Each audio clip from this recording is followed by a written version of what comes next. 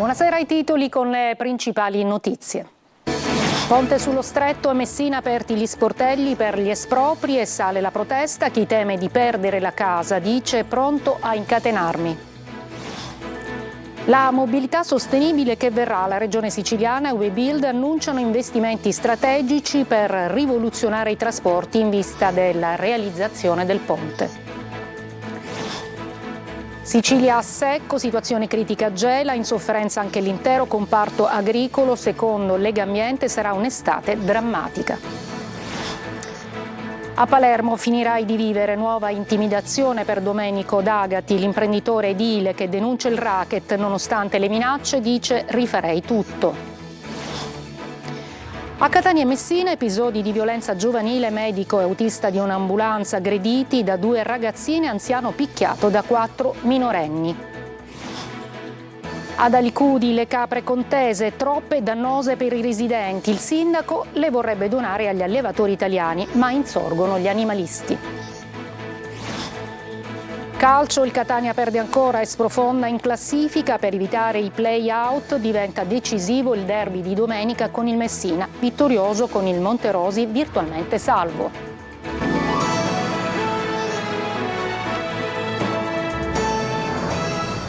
Buonasera, e dunque a Messina oggi pomeriggio l'apertura dello sportello Ponte sullo Stretto per fornire informazioni a chi avrà espropriata la casa. Fuori sit-in di protesta dei comitati No Ponte. Sentiamo Francesco Tilolo. Le perplessità per molti restano. L'idea di dover abbandonare la casa dove si è vissuto per anni non piace a nessuno. Al Pala Cultura è stato il primo giorno dello sportello con il quale la Stretto di Messina proverà nei prossimi mesi a chiarire le posizioni di tutti i residenti che ricadono nelle aree interessate dal progetto. Io non sono d'accordo, mi legherò con le catene e vediamo chi mi butta fuori poi. Dopo 13 anni che io ho comprato casa e devo pagare ancora 7 anni di mutuo. Sono soddisfatta perché hanno risposto alle mie domande, ma non hanno minimamente diminuito le mie preoccupazioni e il mio allarme, perché io lì non ci potrò abitare. Si parla sempre più spesso di questo ponte e temiamo che si realizzi, Noi abbiamo una casa, saremmo espropriati al 100%, una casa dove abbiamo fatto tra l'altro dei lavori importanti, perché per 30 anni si è parlato di ponte e non si era mai realizzato, quindi finalmente ci eravamo decisi l'anno scorso con un tempismo direi perfetto. Lo sportello resterà aperto sino al mese di giugno, già raggiunte le 230 prenotazioni, ma tante altre si prevede che ne arrivino. Fuori al Pala Cultura gli attivisti No Ponte, che continuano a contestare l'opera e, carte alla mano, cercano di dare indicazioni ai residenti prima del confronto con i tecnici della Stretto di Messina. Preoccupazione, e poi siamo pure incazzati neri perché questo ponte proprio non sa da fare. La sua casa dove ricade? È proprio lì dove dovrebbe sorgere questo ponte, questo meraviglioso ponte che risolverà tutti i problemi di Messina, della Sicilia, della Calabria e di tutta l'Italia. Infrastrutture ferroviarie, la regione siciliana e la Webuild oggi hanno annunciato nell'isola investimenti strategici per rivoluzionare i trasporti, dice appunto il governatore Schifani, in vista anche della realizzazione di questo ponte di Messina. Marco Ullà. Cantieri, lavoro, assunzioni. Sono 7.000 posti di lavoro stimati necessari nel complesso per realizzare i grandi progetti che Webuild ha in corso in Sicilia, con 1.700 persone già oggi impegnate nei cantieri. Obiettivo del gruppo è contribuire a rivoluzionare la mobilità sostenibile dell'isola nei prossimi anni, in particolare sulla direttrice Palermo-Catania-Messina. Non solo ponte sullo Stretto, quindi, ma tanti interventi a corredo per rendere l'isola, anche sull'asse ferroviario, maggiormente fruibile, dati emersi nel corso di una conferenza stampa a Palazzo Torre. Abbiamo firmato mesi or sono un protocollo con Webuild perché formi i nostri giovani e poi li assuma. Siamo convinti che questo accordo verrà rispettato, già i primi risultati si sono visti con un primo centinaio di assunzioni, si stanno formando altri 500 giovani che verranno assunti, ma il programma complessivo è l'assunzione di ben 7.000 unità siciliane, di giovani siciliani che lavoreranno qui. Investimenti e cantieri e poi formazione e relazioni con le università locali. Stiamo facendo una cosa importante di questo nostro lavoro e credo che si confronta sempre con le persone, si confronta con i ragazzi, si confronta con il mondo del lavoro, e oggi il piano di investimenti che la Regione sta vivendo è gigantesco. Finalmente vedremo viaggiare i grandi carri per le merci, anche qui un nuovo modo di concepire il trasporto in previsione della cerniera strategica che sarà il ponte sullo Stretto, ha detto invece il presidente di RFI, Dario Lo Bosco. La crisi idrica comincia a farsi sentire i propri effetti anche su Gela. Oggi mezza città a secco, si rischia un'estate drammatica, lo dice Legambiente. Sentiamo GR Italia. Mezza Gela è a secco. Dall'11 marzo Siciliacque ha ridotto i quantitativi di acqua in tutta la provincia di Caltanissetta. In totale sono circa 100 litri al secondo in meno, circa il 22% in meno dei quantitativi forniti a Caltacqua. E mentre il governo Schifani chiede lo stato di emergenza nazionale per la crisi idrica sull'isola, l'azienda che gestisce il servizio idrico in città ha adeguato il piano di emergenza, tagliando sia il numero di ore di distribuzione che le turnazioni distributive. Intanto i rubinetti rimangono a secco in diversi quartieri e i cittadini scendono in piazza. Non se ne può più, è una settimana forse più che non viene l'acqua. Siamo in Africa, i paesi, vedete voi, è un paese civile come Gela, è una vergogna, no? Andare a cercare l'acqua, comprare l'acqua, non se ne può più. Strade adiacenti alla nostra hanno avuto l'acqua anche per 24 ore di fila, noi invece neanche 10 minuti per poter anche sopperire ai servizi igienici a casa. Poi per il resto che cosa le posso dire? Speriamo che qualcuno si muova. Sono andata io a casa dei parenti a farmi la doccia. Dopo 10 giorni c'è che manca l'acqua, a secco proprio, a secco. Ora sta arrivando, ora. Proprio a momenti non si può. Io ho 300 euro d'acqua ho pagato.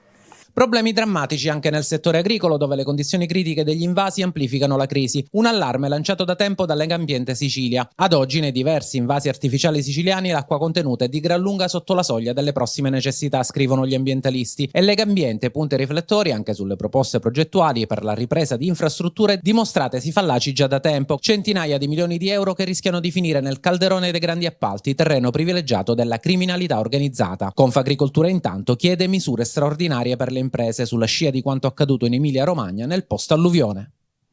Il diritto alla salute negato e calpestato, per questo ha dato vita oggi ad un sit-in ai comitati di Lipari, Barcellona e Milazzo. Sentiamo Roberta Lunghi. Non vogliamo più ascoltare, lo ripeto, tutte le vostre scuse, tutte le vostre bugie che ci avete propinato per anni, anche venendo qui sui nostri territori, facendo delle promesse inutili. Un appello alla politica perché ci siano più ospedali e meno affari. Con questo slogan gli abitanti delle Isole Eolie sono scesi in piazza rivendicando l'universalità del diritto alla salute, secondo i manifestanti negato e calpestato, soprattutto in aree marginali e periferiche del paese. Non abbiamo più delle sale operatori funzionanti, non abbiamo medici, anestesisti, non abbiamo ortopedici, non si può nascere a Lipari. Un picchetto che ha unito i territori di Lipari, Milazzo e Barcellona, tanti quanti distretti sociosanitari, proprio a seguito della istituzione dell'Assemblea Permanente per la Salute Pubblica. Un grido di allarme dunque che si estende ancora di più al serpeggiare dell'idea per molti di abbandonare le isole per vivere dove esiste maggiore tutela alla salute. Molta gente d'inverno è costretta anche a lasciare le isole e vanno soprattutto gente di una certa età, vanno dai figli oppure chi ha delle case, si sposta e abbiamo lo spopolamento appunto isolano. Prossimo appuntamento alle Eolie fissato per sabato 13 aprile a Lipari, prima della grande manifestazione a Milazzo il 17 maggio. Il tutto nella giornata in cui è iniziata la sospensione dei collegamenti integrativi con le Eolie delle navi Caronten Tourist operanti in convenzione con la Regione. Dopo bandi andati deserti e annunci di soluzioni epocali con la stagione turistica avviata, questo è un colpo per le isole. Così Cristian Del Bono, presidente di Federalberghi Isole di Sicilia, e si preannuncia una nuova battaglia per la tutela dell'economia del territorio. Stalle abusive a Catania, oltre una decina, quelle scoperte negli ultimi periodi, un fenomeno che ne cela uno più grande, le corse clandestine di cavalli dove a scommettere sono sempre più gruppi criminali. Adelaide Barbagallo. Alloggi di fortuna, garage fatiscenti. Nel reticolo di strade del quartiere San Cristoforo di Catania la polizia continua a scoprire stalle abusive e cavalli in pessime condizioni igienico-sanitarie. Oltre 20 gli animali sequestrati e più di 10 le stalle trovate negli ultimi periodi. La raffica di denunce non ha sosta. Ma cosa si cela dietro questo proliferare di stalle e allevamenti abusivi? Ci spiega il fenomeno il direttore della divisione anticrimine della polizia di Catania, Salvatore Montemagno. In certi quartieri avere un cavallo è una sorta di status symbol. Basta fare un giro a San Cristoforo, a Picanello, ma anche a San Giovanni Galermo e nei muri si possono scorgere stemmi di scuderie. A Catania i gruppi criminali posseggono una o più stalle. Alcuni cavalli sono di grossa stazza e dai calessi, dai farmaci dopanti trovati e da altri dettagli si può facilmente intuire che sono destinati alle corse clandestine, diverse quelle interrotte dagli agenti. Gli scommettitori si danno appuntamento all'alba, riescono a chiudere perfino delle strade interprovinciali. I cavalli lanciati al galoppo vengono spronati con urla, suoni di clacson e colpi di frusta. Tutto spesso va a finire sui social. Alta la posta in palio, decine di migliaia di euro. Talvolta però la vittoria vale più per un'affermazione di potere e di prestigio che per le vincite in denaro, come è avvenuto tempo fa sui tornanti dell'Etna, dove a contendersi il premio finale c'erano 2 scuderie tutte particolari, quella di Picanello e quella di San Cristoforo. Finirai di vivere in un biglietto, una nuova intimidazione per Domenico D'Agati, l'imprenditore edile che dal 2012 denuncia il racket e le connivenze mafiose. Nonostante tutto si rivolge agli altri imprenditori e dice: rifarei tutto, denunciate. Roberta Lunghi. Un biglietto con scritto "finirai di vivere" e una croce. È l'ultima intimidazione mafiosa a Domenico D'Agati, imprenditore edile palermitano, trovato all'interno del suo cantiere a Torretta.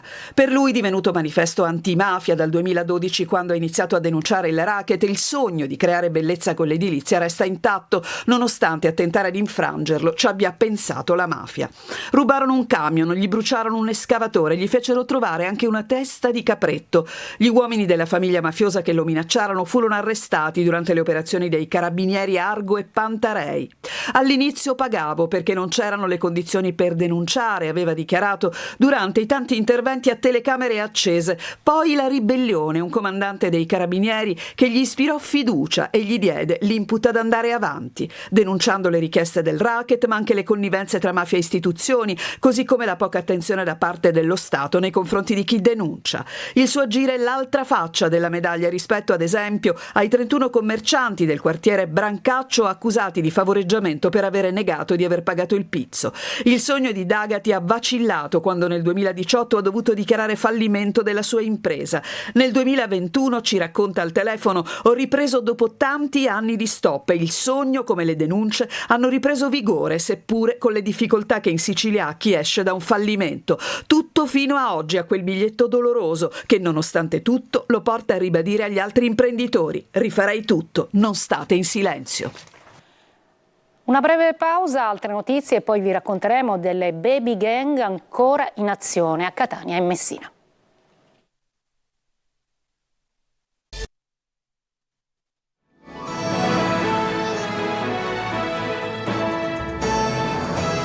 A Catania e Messina nuovi episodi di violenza, protagonisti dei giovanissimi. Presa di mira un'equipe del 118 e picchiato un anziano. Sentiamo Tonino De Mano.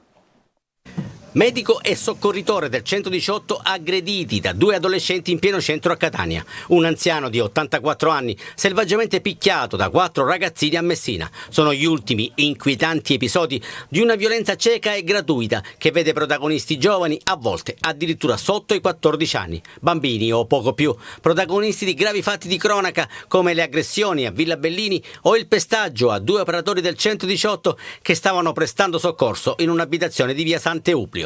È all'altezza del civico 30 che 2 minorenni, forse in preda ai fumi dell'alcol, se le danno di santa ragione, ma quando interviene il personale del 118 a sua volta riceve una buona razione di schiaffi, pugni e calci. Un atto deplorevole, deprecabile, che noi speriamo sempre che non succedano più, ma purtroppo questo è il fenomeno e va assolutamente combattuto. Non è assolutamente giusto, perché loro sono, ricordiamoci, degli angeli del soccorso, sono coloro che effettuano il primo soccorso. soccorso e quindi anzi bisogna sostenerli. Una spirale di violenza agli operatori di soccorso che non accenna a diminuire, tanto da rendere necessari provvedimenti urgenti. Noi ci stiamo muovendo e valuteremo come farlo al più breve, dei corsi di autodifesa per quanto riguarda gli autisti soccorritori e anche, perché no, delle webcam da mettere all'interno di ogni equipaggio che serva proprio da deterrente nei confronti di questa aggressione. E a quanto pare a Messina è bastato soltanto un rimprovero o un invito alla prudenza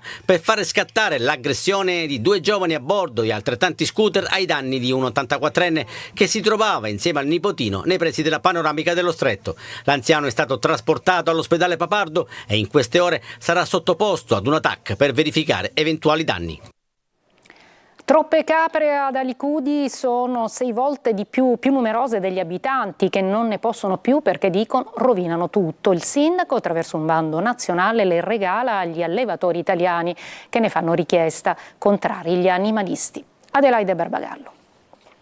Ad Alicudi, l'isola più piccola e selvaggia delle Eolie, famosa per le strade adatte più agli asini che alle auto e per le scene del film Caro Diario di Nanni Moretti, ci sono più capre selvatiche che abitanti. Sono oltre 600, mentre i residenti 100. Vivono libere e felici. Sono molto distruttive, lamentano gli abitanti dell'isola. Stanno danneggiando sentieri, vasche dell'acqua, orti, muri a secco dichiarati patrimonio dell'UNESCO. Divorano arbusti e piante della riserva naturale. Un'emergenza a cui Riccardo Gullo, il sindaco di Lipari, da cui dipende Alicudi, e la regione, attraverso un bando, hanno risposto offrendo i capi in dono agli allevatori, a cui al massimo possono esserne date 50. Tantissime le richieste arrivate, commenta soddisfatto Gullo. È una follia, tuonano gli animalisti. Anziché provvedere a sterilizzare le capre e a chiederne il riconoscimento come animale autoctono da proteggere, il primo cittadino regala le capre agli allevatori e lo chiama pure provvedimento soft.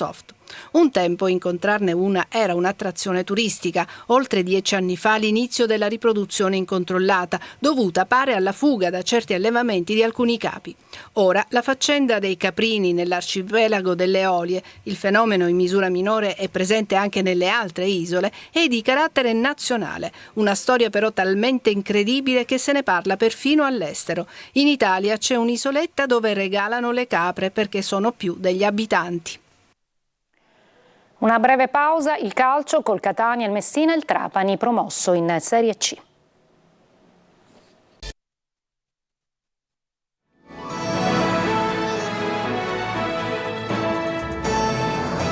Eccoci al calcio, il Catania perde nuovamente in campionato, la Virtus Francavilla si impone 1-0.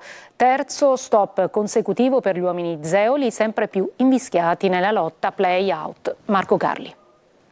Nemmeno la conquista della Coppa Italia ha cambiato le cose. Quello spirito, quella voglia che i rossazzurri hanno messo in campo col Padova sono spariti. La squadra che ha inseguito il risultato in finale, seppur favorita dall'espulsione degli avversari, ha lasciato spazio alla consueta versione del campionato. Un gruppo che sembra senza anima, sicuramente inconcludente. Insomma, un film già visto, il solito della stagione come dimostrano i numeri. 16 sconfitte, 3 di fila. Catania penultimo per rendimento nell'anno solare in corso. Solo il Brindisi ha fatto peggio nel 2024. La Turris, sconfitta in casa dall'Avellino, lascia ancora il destino salvezza nelle mani dei rossazzurri, ma è ovvio che il cammino deve cambiare. Decisive le ultime 3 e soprattutto il prossimo derby col Messina. Ancora siamo artefici del nostro destino, è chiaro che noi dobbiamo fare qualcosa di più, tanto di più. E in questo momento non ho mai chiesto niente, chiedo un po' di compattezza, tutto l'ambiente, tutte le situazioni. È chiaro che non possiamo chiedere questo se poi non facciamo determinate cose da domenica prossima. In casa della Virtus Francavilla decide artistico, giovane bomber di razza che segna ancora il Catania e che nel primo tempo aveva anche colpito un palo. Dei rossazzurri, come detto, nessuna traccia o quasi, è una corsa per evitare i play-out maledettamente complicata. In questo momento pure le cose più semplici diventano insormontabili. Ripeto, siamo ancora artefici del nostro destino. Con il successo sul Monte Rosi, il Messina ha compiuto un passo decisivo verso la salvezza. Domenica prossima derby a Catania, disponibili Mausso e Pulito, che hanno scontato la squalifica. Sergio Colosi. Il Monterosi si conferma portafortuna del Messina, che si rilancia come all'andata e ipoteca la salvezza. Rosafio e Plescia hanno firmato il ritorno alla vittoria dopo oltre un mese, nonostante la parentesi negativa del gol di Eusepi nella ripresa e gli errori sotto porta di Giunta e Zunno. A fine gara Giacomo Modica ha anche parlato della prossima stagione. Ancora una volta devo elogiare questa squadra, perché dopo la settimana di Castellammare eravamo stati giustamente anche un po' criticati, perché questo è il calcio e tutto gira intorno ai risultati, e quindi una prova di grande maturità l'hanno espressa anche oggi. A fine gara Giacomo Modica ha anche parlato della prossima stagione. Si può anche parlare di futuro, ma si devono fare le cose per bene. Se ciò non è possibile, arrivederci, è stato bello, vi bacio a tutti, vi ringrazio e ognuno va per la sua strada. Non chiudo porta, ma voglio essere chiaro che non siamo qua a elemosinare un contratto, siamo solo certamente convinti di dover poter fare qualcosa di importante per il Messina. Domenica prossima derby a Catania. Torneranno disponibili Mausso e Polito, da valutare in settimana il recupero di Ortisi e Lia, presenti in panchina contro il Monterosi, ma ancora sotto osservazione dopo i rispettivi infortuni a Castellammare di Stabia. Il Trapani festeggia la promozione in Serie C, un gol di Balla nel big match con il Siracusa vale il ritorno nel calcio professionistico. Marco Carlo. Trapani, piazza storica del calcio isolano e non solo, torna tra i professionisti dopo 4 anni di attesa ed è festa al provinciale in città. I Granata hanno dominato il campionato e la stagione, 26 vittorie, 4 pareggi, nessuna sconfitta. La finale di Coppa Italia di Serie D conquistata e la promozione in C ottenuta contro l'altra grande protagonista del campionato, il Siracusa, che ha fatto benissimo e che adesso pensa a play-off e possibile ripescaggio. Ha deciso Balla con una grande conclusione dalla lunga distanza in avvio di ripresa, scatenando la festa. Trapani vive una grande rinascita nello sport. Antonini, oltre al calcio, sta riportando in alto anche il basket, patrimonio storico della città. Il salto di categoria, che non è solo quello di andare in Serie C, ma quello di avere cominciato a costruire qualcosa di importante. Il primo giorno che sono andato qui, ho fatto la conferenza stampa di presentazione, avevo gli occhi di fronte di persone che mi guardavano un po' come se fossi un pazzo.